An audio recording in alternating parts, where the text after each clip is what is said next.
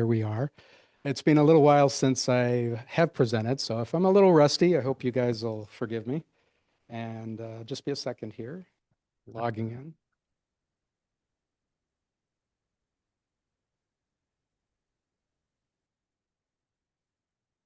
So the reason I have my laptop here is I have some audio I wanted to share to kind of set the tone of our uh, conversation here. And I greatly appreciate some of the conversations I've heard. I kind of call my book, it's a conversational book. When I was writing for the first time, I had no plan on writing a book. It kind of found me, I suppose. And what I kind of struggled with at first was what voice do I have? How do I discuss this? I mean, as you'll see, the findings were what drove the book. I actually kind of trace this all back now to 2002. So we're here with the 50th anniversary special edition, which actually for me feels still like the 50th. When I did the book back in 2012, there was basically 10 years of research and kind of development, and then learning how to write, if I can put it that way. And it came out and it was well received, and I felt very good about that. But I still felt there were things I wanted to do that I couldn't in 2012 due to technical reasons and other things like that. So what I was hoping to do over the years was to kind of revisit it and bring more things into the book, either that I couldn't at the time or things that found me along the way. So what happened in 2022 is I was doing a 50th anniversary edition, and I did get it out, but my dad passed away. And for all of those who've faced the loss of a family member, it certainly punctures the sails. So I kind of had to put everything aside, but in the back of my mind was the wish to go back and kind of revisit and enhance what had been done before. So what I'm hoping to do today, and my laptop is refusing to cooperate.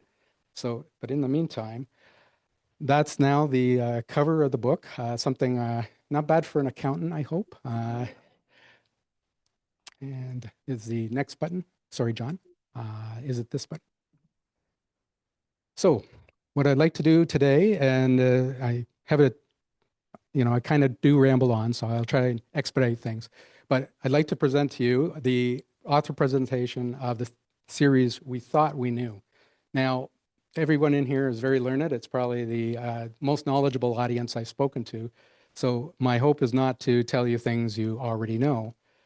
There will be some things, of course.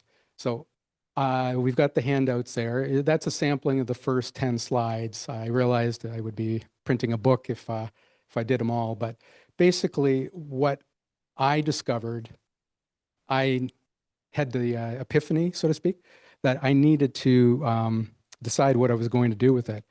Because basically, when the DVDs came out in 2002, I'm a stats hound. So the first thing I did Christmas Eve after getting the gift from my wife is put the games in, pulled out Death of a Legend, and I'm like, I wonder if they made any mistakes with the stats. Well, little did I know what I was about to get myself into. So let's see here. It's still kind of doing something else. So there was a lot more to the story that we're not fully aware of until now. And the reason was because without the games, there was no way to go back and review what the stats were to check and see, did they make any mistakes? Was there anything new to that story, or was it just going to be a check the box type of thing? And again, to my kind of great consternation, I went, oh no. I literally put on the first goal, and the story kind of took on a life of its own from there.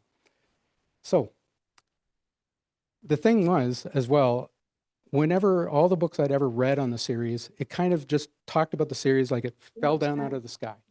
And that it was really the culmination of a long-standing series of 52 years since the 1920 Olympics.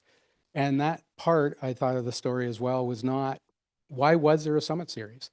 what was it about? And essentially, the first 2 lines, 3 lines there describe it. It's the first time Canada's best players, professional players, of course, from the National Hockey League, were allowed to represent Canada. And then out of that, because they were the best, they were expected to beat these amateur Soviets who had been embarrassing us on the world scene since kind of the early 60s and before that as well, but they really took hold of everything at that point in time. Now, what it turned out to be was, as we know, literally a war on ice, but not a real war, fortunately, nothing like what we're seeing today. I certainly never would have imagined what's happening would have, 50 years plus later, this would be the state of the world, but unfortunately it is. So we have to live with that.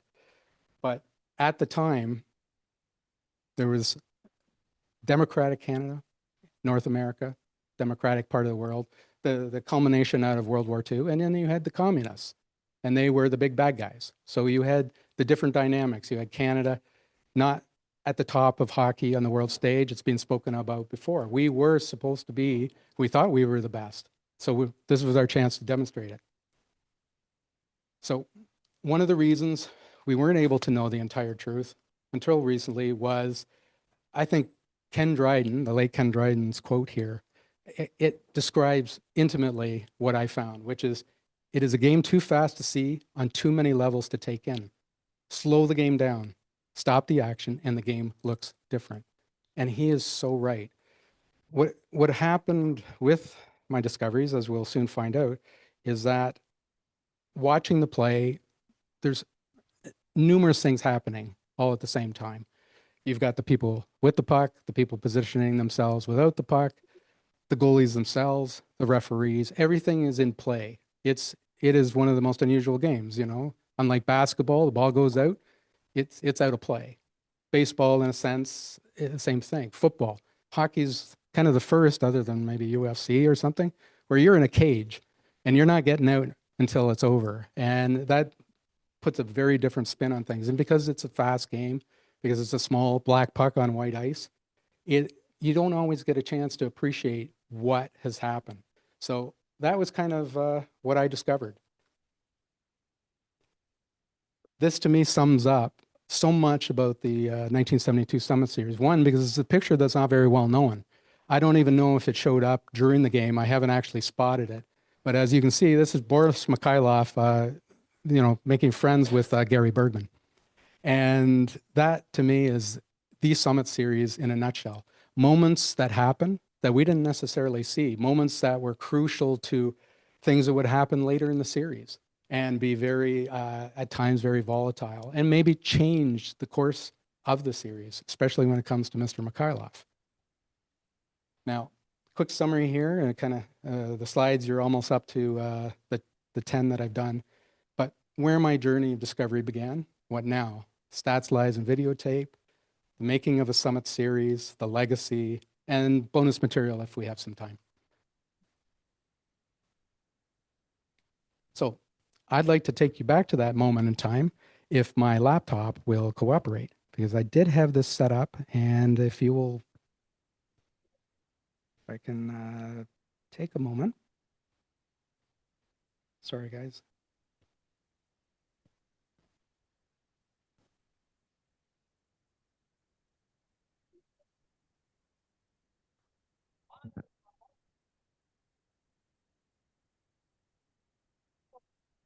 International hockey at its best. Tonight, Team Canada plays the Soviet national team. Good evening, everyone. This is Fred Canbatti with Bob Cole at the Montreal Forum for Game 1 of the historic sports series between Team Canada and the Soviet national team. And Harry Sinden, the coach of Team Canada, and Coach Bob Robb have just been introduced, and there's John Ferguson. And what a I just wanted to give you that intro. That we're sitting now in Montreal that night. This is the actual CBC radio and Radio Canada broadcast, something I've been fortunately allowed to play. And to hear the games as they were being called, not just the ones you've seen on DVD, but to hear the radio, it's a whole other experience. And that's part of what I wanted to be able to do in the book, is to bring in as many pieces that we've just not, they've been out there, but not had a chance to necessarily enjoy and hear for ourselves, because each piece adds to the great, mosaic, I guess, that makes up the Summit Series. So here we are, game ticket. We're at the Montreal Forum. And this is where my life was about to change. Game one in Montreal. I'm 7.5 years old, watching it that Saturday evening at home. I think my stepdad was there. And how much better can it go than a Blue Jay first hit home run, right? We score in the first 30 seconds. Everything we believe has been validated. Our best players are going to crush these guys. But that wasn't the part of the story that took me on my journey. That goal, this was the initial scoring announcement. As you can imagine, if you recall, that wasn't what happened. So let's actually look here. This is the beginning of the game, and we'll just follow it through because it does happen in the first 30 seconds, and thanks to John.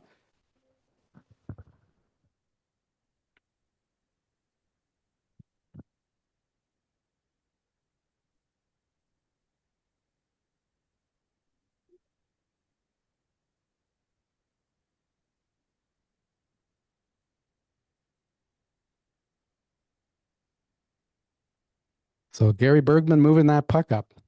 Rushing defenseman here. Espo actually switched hands there and shot right. Now Gary Bergman cleared the puck around, went around.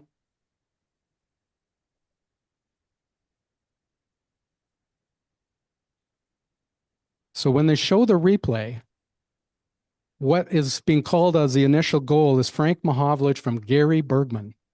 Yet when you watch it, Gary Bergman was at the left point, shot it around where Cornway got it. And then it went back to the point to Park, who put it out in front. Frank Movavi had a shot. So this is Park here. And Frank, unfortunately, bobbled it a bit, pops up in the air. Definitive proof. Can't be questioned, right? But that's not what got recorded. Thanks, John. So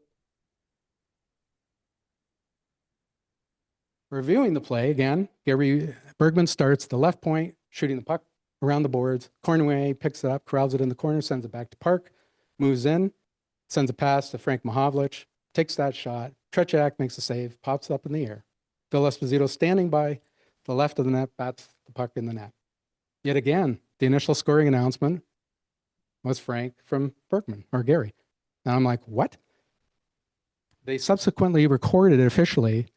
Phil Esposito assisted by Frank Movavi and Gary Bergman. Closer, it's still not correct.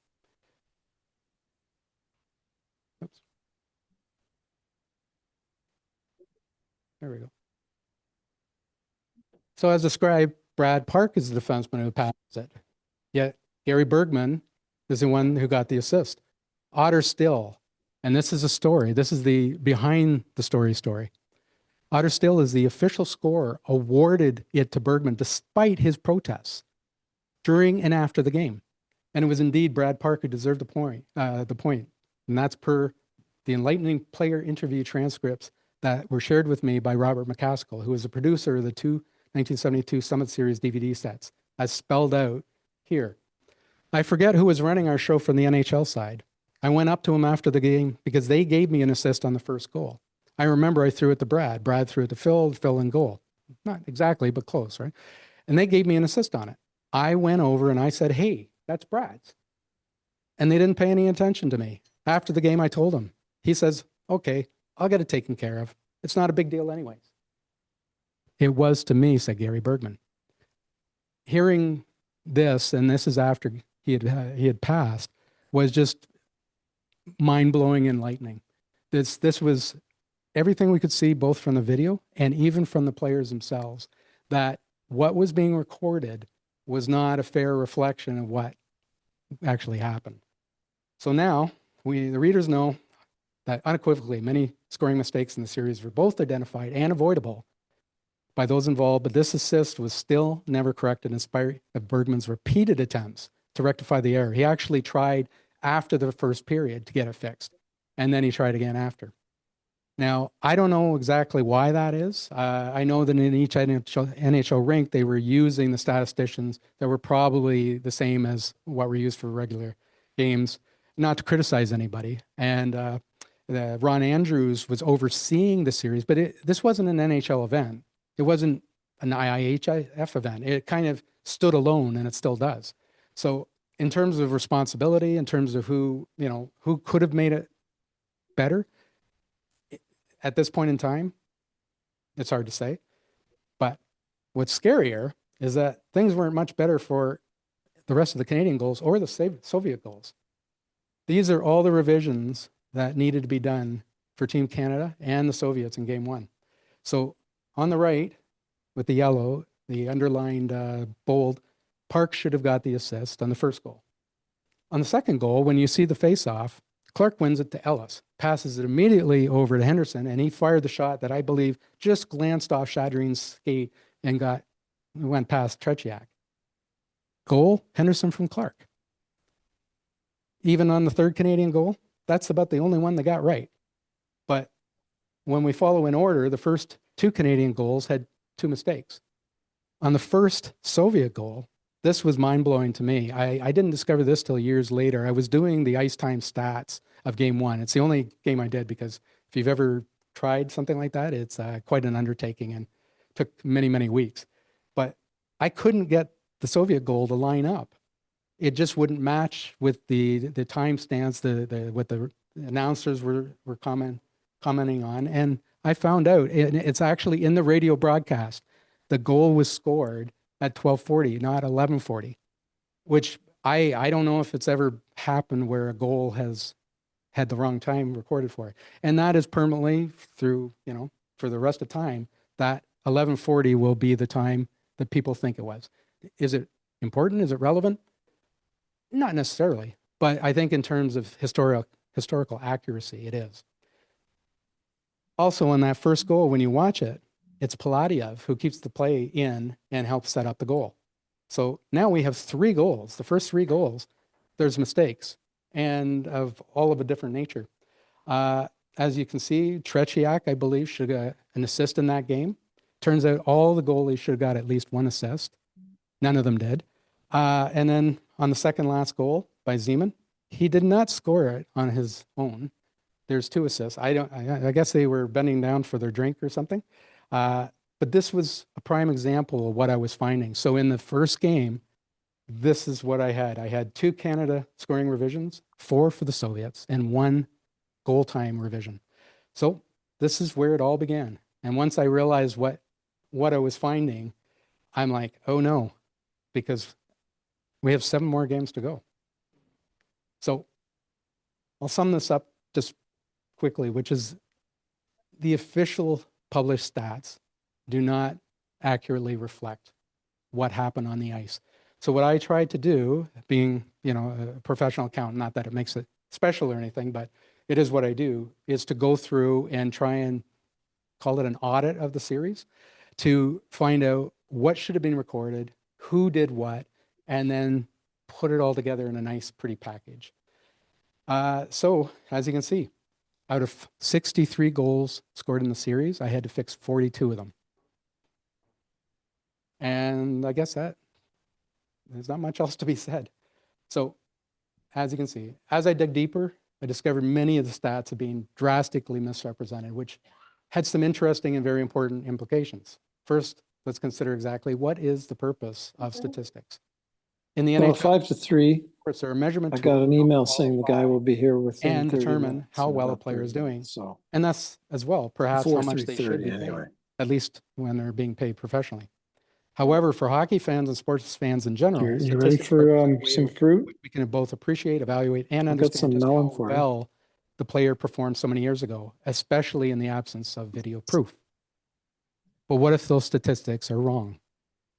looking at the 1972 Summit Series, my revised statistics, which are based on what actually happened on the ice, now allowed myself to see and understand something entirely new.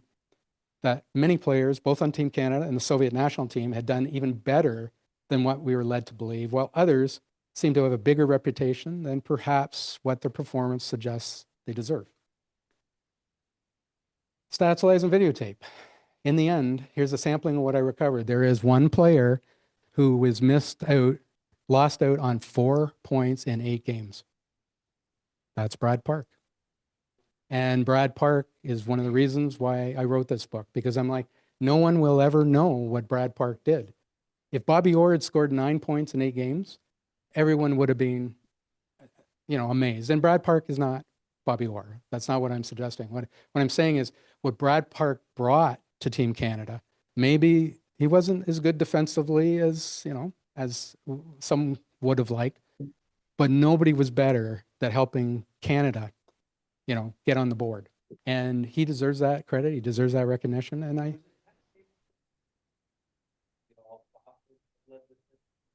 off the top, I think it might be.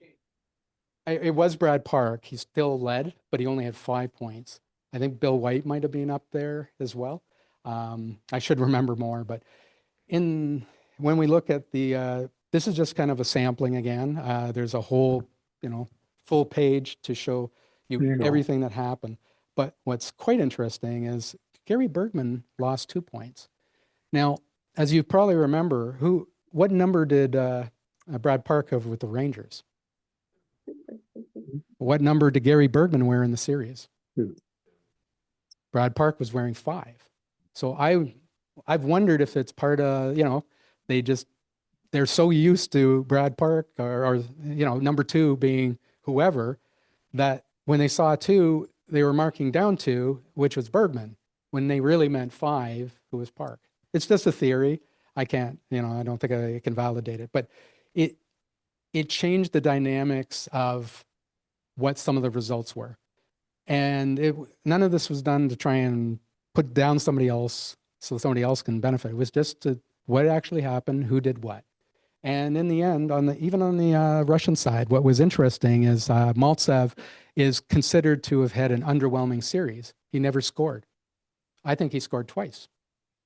I think there's enough video proof that he deflected a goal in Game 5 and one in Game 8, the one that went between Dryden's legs on a power play. He skates right in front of the net. I've got this big screen TV slowed down, watching it, and right when he skates by, the puck pops up between Dryden's legs. And I did have a Russian hockey historian contact Maltsev, who said that my findings were, how did he put it? Essentially, they were right. But he didn't ever really say anything about it. That's another thing. Brad Park had never run around and say, hey, guys, I actually got a lot more points in this series. It's not what the players did. As when I met Ron Ellis in 2011, while I was working on my book, he saw what I was, I had at that point in time, and he said that they all knew that the stats weren't correct, but that wasn't what was important. He said all that mattered was the team winning, the team, doing everything it could and had to do to bring victory to Canada, and that's what you respect.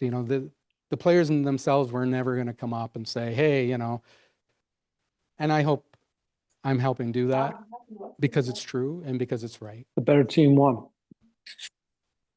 So the making of a Summit Series.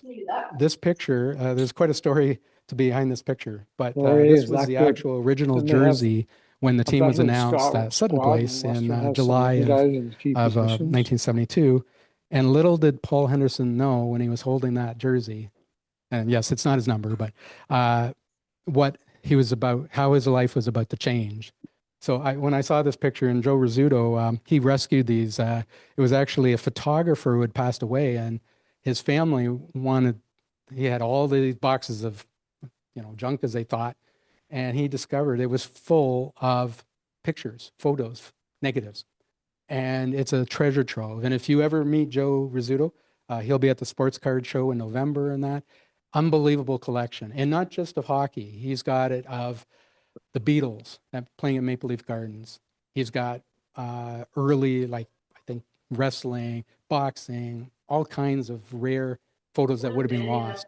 Fortunately, he Say saw what? one of them hanging Art? out of the box, and he's like, "What is this?" And he took a look, and he saved Canadian sports history.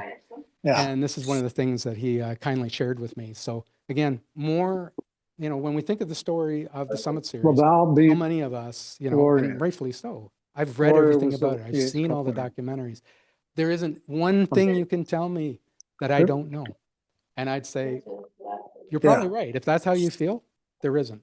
But if you'll give me a chance, I hope I can, maybe give you something that'll change your mind. And so I'll sum up quickly because it's been touched on earlier, but the Summit Series itself was not in isolation. It was a culmination of Canada and international hockey participation and how things had changed over time.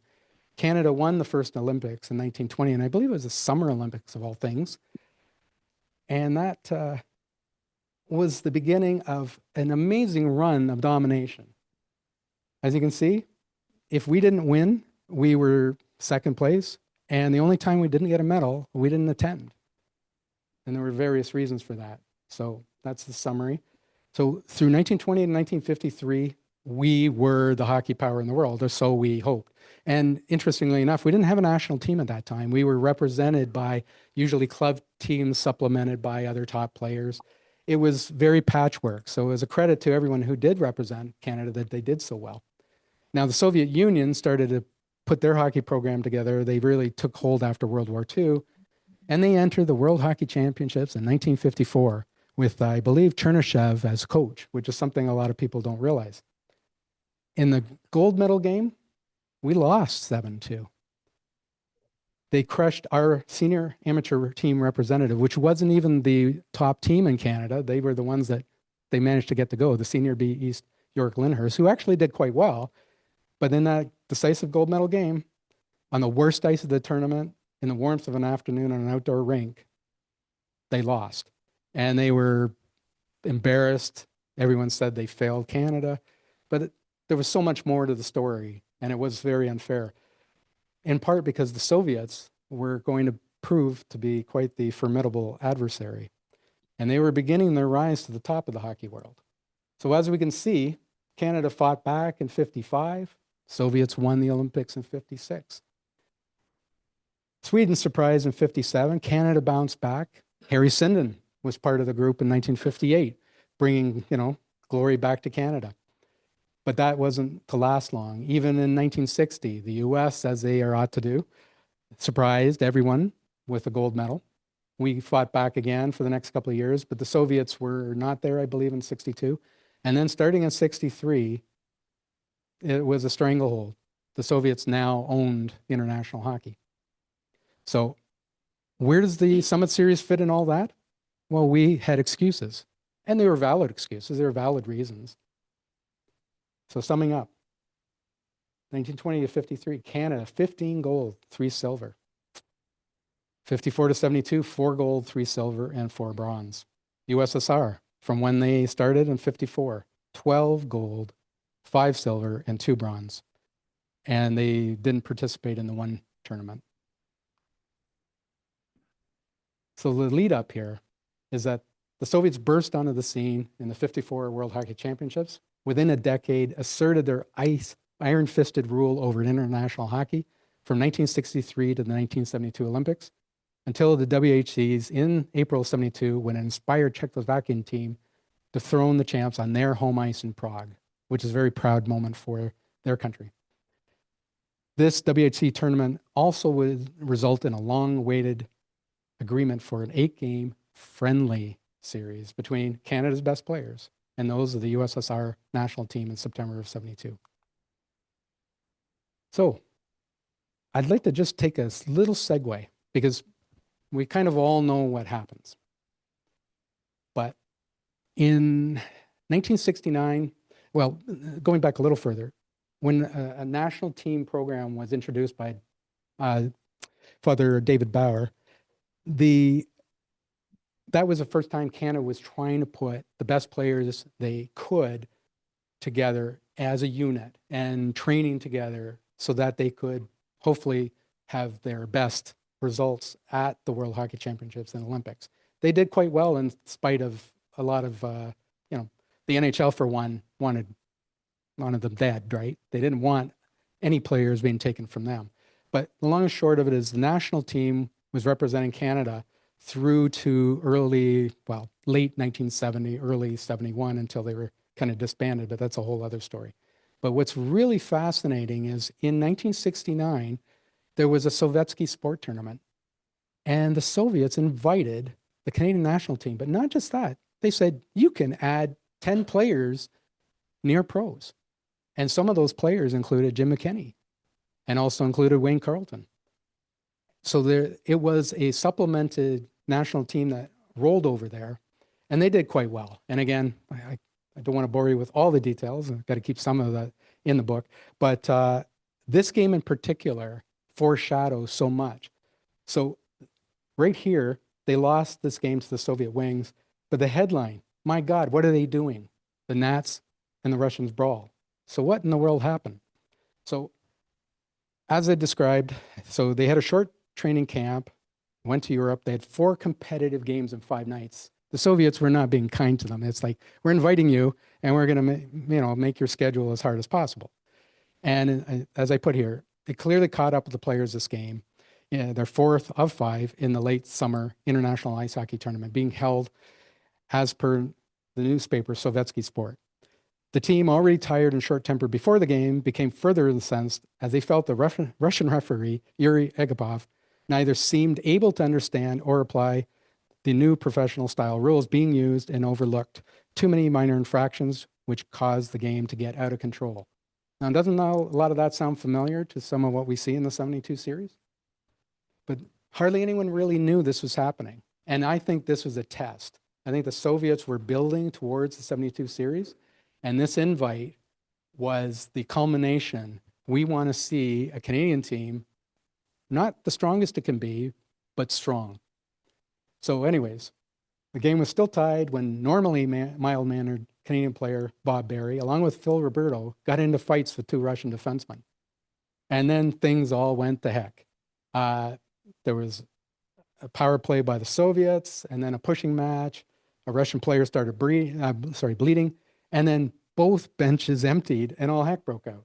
The Russian crowd in Leningrad then joined in the action by heaving anything they could find, such as bottles, knives, and sticks, onto the ice while chanting fascists at the Canadians, and uniformed and plainclothes police actually came onto the ice and tried to bring an end to the brawling. During the chaos, Canadian coach Jackie McLeod was heard to utter on the bench, my God, what are they doing? And TASS, the official Soviet news agency, later reported unamusingly about the Donnybrook Leningrad ice hockey lovers witnessed repulsive professional hockey.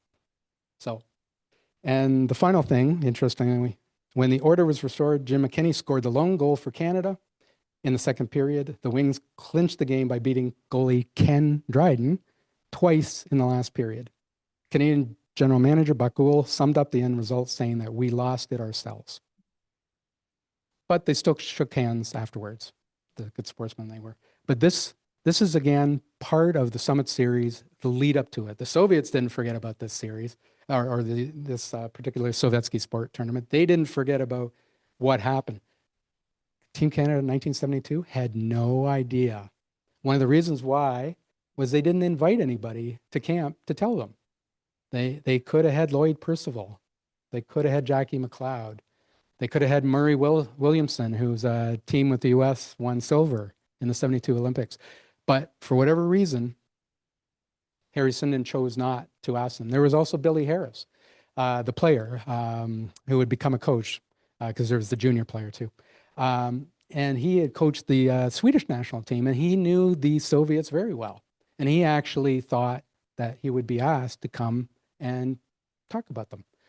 He was not. So there was the opportunities to, I guess, best prepare Team Canada. As I like to put it, Team Canada 72 walked into the Summit Series with their eyes wide shut.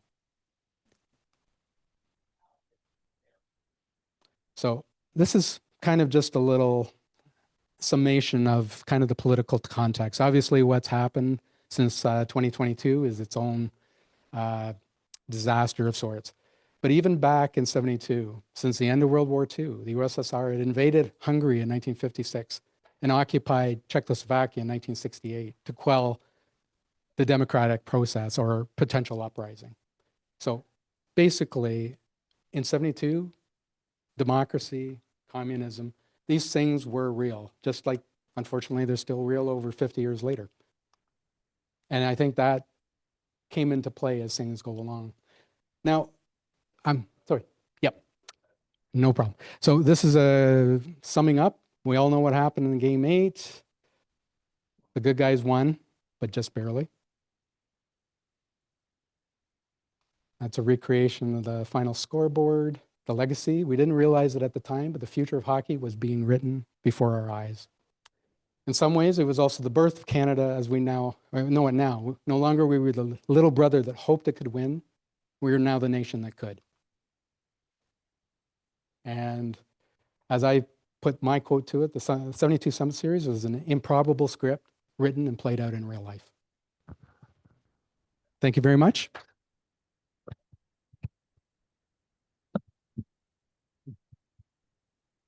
Thanks, Richard. That's a great preamble to the one we're getting to after the break when we get Gary come up. I think we'll skip questions if that's okay, because we want to get to our photos and get to our health break. So we'll get off to that right now. Benoit, lead the way.